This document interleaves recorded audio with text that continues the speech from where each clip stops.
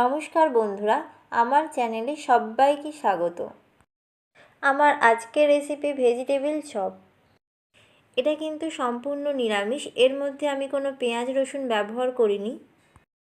যারা সম্পূর্ণ বাড়িতে নিরামিষ খাবার খান তারা কিন্তু এই ভেজিটেবিল চপ খুব সহজেই বাড়িতে বানিয়ে ফেলতে পারেন। দেখে নেওয়া যাক আমার আজকের recipe vegetable chop. Vegetable chop বানানোর জন্য সবার প্রথমে একটা ভাজা মশলা তৈরি করে নেব। তার জন্য এখানে দিয়ে দিলাম 3টে শুকনো লঙ্কা এবং 2টো তেজপাতা। তেজপাতাগুলোকে আমি এখানে টুকরো টুকরো করে দিয়েছি। আর দিয়ে দিলাম 1 চা চামচ গোটা ধনে এবং 1 চা চামচ গোটা জিরে আর 1 চা চামচ গোটা মৌরি। গ্যাসের ফ্লেমটা লোতে করে দিয়ে 2 মিনিট সময় ধরে এই সব মশলাগুলোকে খুব ভালো করে ভেজে নেব। মশলাগুলোকে আমার ভাজা হয়ে গেছে। এবার এটা একটা অন্য পাত্রের মধ্যে রেখে ঠান্ডা হতে দেব। তারপর এটাকে গুঁড়ো করে নেব। প্যানটা খুব ভালো করে গরম হয়ে যাওয়ার পর এর মধ্যে দিয়ে দিচ্ছি 1 মুঠো চিনেবাদাম। 2 মিনিট সময় ধরে বাদামগুলোকে ভেজে নেওয়ার পর বাদামগুলোকে তুলে নেব। এরপর আমি একটা কড়াই তেল খুব ভালো করে গরম করে নিয়েছি। এর মধ্যে কুচিয়ে রাখা ধনেপাতা দিয়ে দিলাম। ধনেপাতাগুলোকে খুব ভালোভাবে ভেজে নেওয়ার পর এর মধ্যে দিয়ে দিলাম 1 মুঠো চীনাবাদাম। এরপর একটা কড়াইয়ে তেল ভালো করে গরম করে 200 গ্রাম বিট এবং 200 গ্রাম গাজর এতে দিয়ে দিলাম। গ্যাসের ফ্লেমটাকে মিডিয়ামে রেখে বিট এবং গাজর খুব ভালোভাবে ভেজে নিচ্ছি। স্বাদ মতো নুন দিয়ে দিচ্ছি। নুনটা দেওয়ার পর বিট এবং গাজরকে নুনের সঙ্গে খুব ভালোভাবে মিশিয়ে নিচ্ছি। বিট আর গাজর খুব ভালোভাবে সেদ্ধ হয়ে যাওয়ার পর এটাকে আমি নামিয়ে নেব। নামিয়ে নেওয়ার পর 2টো আলু সেদ্ধ করে সেই আলুটাকে এর সঙ্গে মিক্সড করব। এবার একটা কড়াইয়ে তেল গরম করে তাতে ধনেপাতা এবং বাদাম ভাজা দিয়ে দিলাম। এরপর বিট গাজরের ওই মিশ্রণটা দিয়ে দেব। আর দিয়ে দিচ্ছি চিনি। চিনিটা আপনারা আপনাদের স্বাদ মতো দেবেন।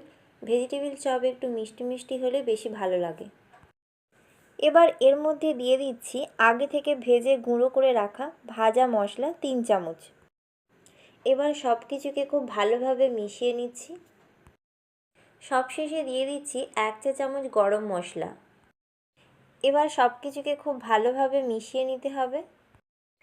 আমাদের ভেজিটেবিল চপের পুর একদম তৈরি। এবার এটাকে একটা থালায় ঢেলে নিয়ে ঠান্ডা হতে দেব।